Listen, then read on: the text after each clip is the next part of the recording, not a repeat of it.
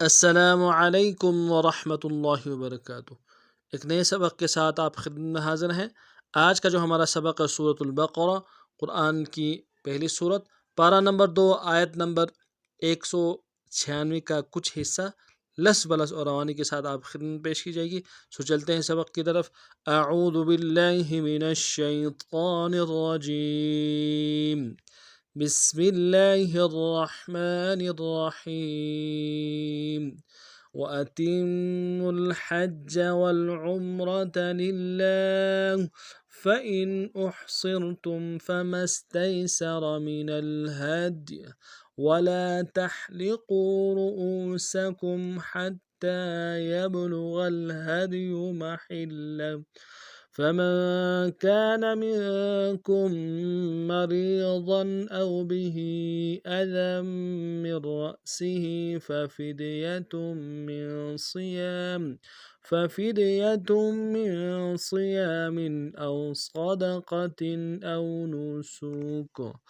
अब लफ्ज़ पढ़ते हैं।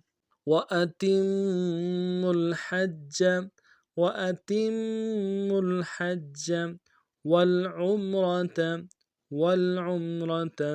لله والعمرة لله وأتموا الحج والعمرة لله فإن أحصرتم فما استيسر من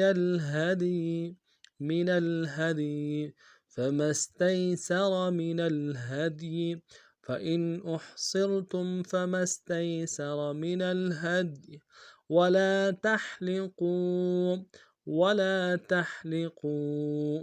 رؤوسكم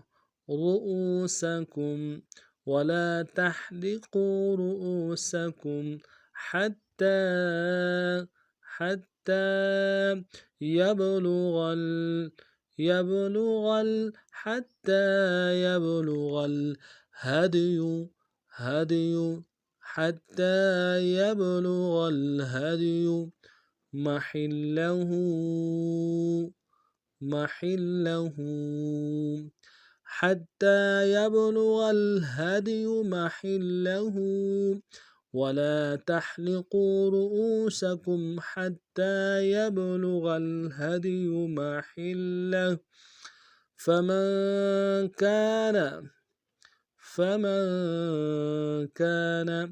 منكم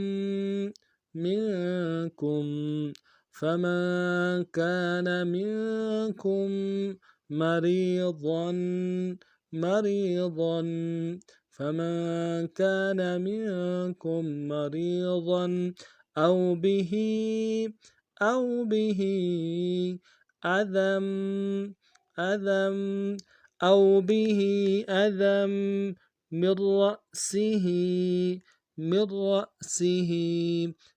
به أذى من رأسه ففدية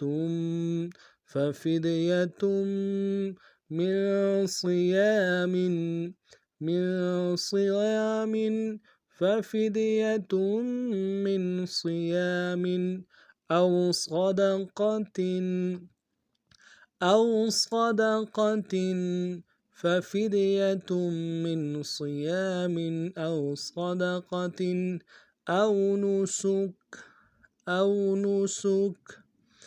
أو صدقة أو نسك ففدية من صيام أو صدقة أو نسك.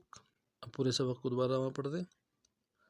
وأتموا الحج والعمرة لله فإن أحصرتم فما استيسر من الهدي ولا تحلقوا رؤوسكم حتى يبلغ الهدي محله فمن كان منكم مريضا أو به أذى من رأسه औ बिही अदम मिन रअसिही फफिदियतुम मिन सियामिन औ सदक़तिन औ नुसुक। आज का हमारा सबक इतना ही था। नए सबक के साथ फिर आप खिदमत में हाजिर होते हैं।